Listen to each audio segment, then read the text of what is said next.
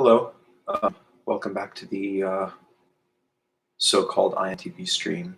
Um, in this video, I wanted to make a very simple point, nothing too spectacular. Um, I wanted to make a distinction that I realized is very relevant and very important to make.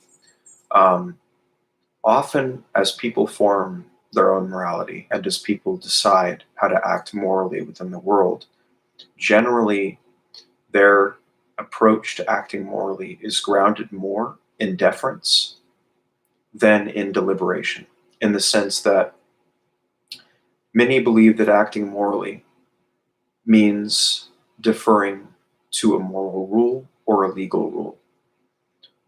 Often people form their morality based on social customs and social rules, and they defer to rules rather than logically deliberating about the substance of the rules, the legitimacy of the rules, and they don't really make the distinction between the rule and the right. So often rules can be bad. Rules can really be wrong-headed. They can be unethical. They can be inefficient. And this refusal to identify that oftentimes rules are bad and that there is a distinction between what the rule is and what the right is something that really doesn't cross people's minds vividly enough. And because I noticed that in my own behavior, thinking about ethics and philosophy, I will often think to myself, well, is this right? Am I doing the right thing in this circumstance? Am I being a good person? We all have those types of moral qualms, and they're good. I mean, they keep us on track in some way. They keep us deliberate, rational, restrained, and healthy in good ways. But often what ends up happening is people don't realize that rules are not dictates from God. They are creations of man.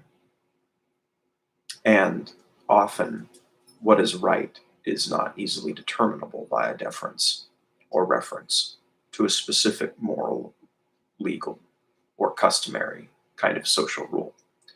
And so I think with the INTP stream, perhaps TI's, as a cognitive function, perhaps TI's approach to deciding what is moral or what is good is something more than deference to a rule. And it may be caring not about what a rule says to do, not being concerned with mere rules, but being concerned with ethics. So there's a difference between being concerned with rules and being concerned with what's right or what's ethical. And oftentimes people will blindly defer or obey rules because it's easier cognitively for them to do so. And they're seeking the convenience of a certain answer in a rule and avoiding all of the mental process that would need to happen to determine what is truly good and what's truly right and what's truly ethical. And obviously this is all difficult, and the formation of rules to expedite the process by which we decide what is ethical is probably even a necessary thing for many people. And I'm not saying that it's an automatic negative, but often getting at the question of what is truly right or what is truly ethical is not easily resolved via reference to a mere rule or a rule, a moral or legal or custom rule or social rule. And I think TI as a cognitive function, maybe since this is the INTP stream, I want to connect it back to TI as a cognitive function. Perhaps TI's concern with ethics as a branch of philosophy is a concern with ethics rather than rules.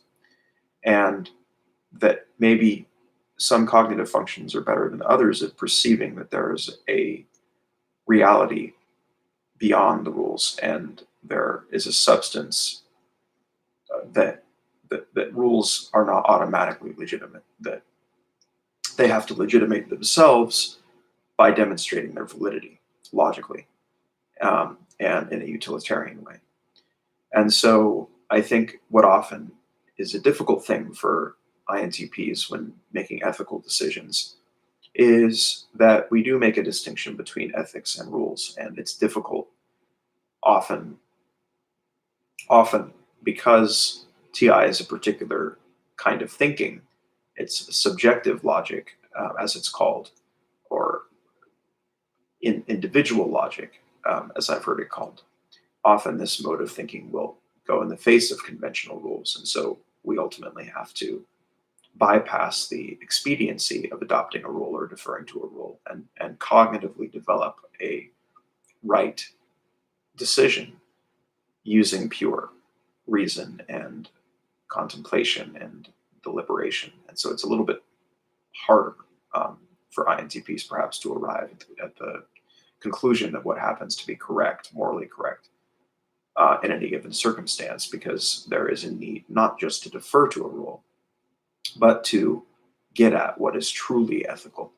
Because, there are rules are political creations and social creations, and there are biases and there are conflicts of interest that underlie all those rules. And we have to be very skeptical of them because of that. And if we're not, it only encourages the development and the generation of bad rules. So we have to be very, very sharply skeptical of those types of rules. And that's a necessity for the development of good rules, socially speaking, anthropologically speaking. Does that mean we should just flagrantly violate them and cause the whole social system to descend into anarchy? No. Now, there is a purpose, certainly, and a certain amount of stability that comes from some amount of deference to rules. We have to work with the master's tools, perhaps, to dismantle the master's house. And social stability is worth preserving in the form of law. But law doesn't legitimate itself by being law. It validates itself through a logical process of deliberation and appeals to that logic. And if law does not do that, it becomes tyranny rather than law. It's nothing more than tyranny. It's no longer law. It's just tyranny, which is a kind of law being bastardized into a desire for control, and a pull for authority and a kind of authoritarian or tyrannical impulse. Whereas there is a difference. Preserving law requires that. In any case, that's the point. And I think that being concerned with what's ethical is far better and more important than being concerned with what the rule happens to be.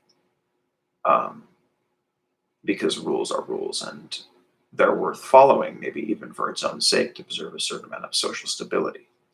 But they are not to be unquestioned. They are to be questioned, and they're to validate themselves in the face of that question. And that's absolutely essential for the to ensure that law does not become tyranny. That mere law does not become tyranny, or that law does not become mere tyranny.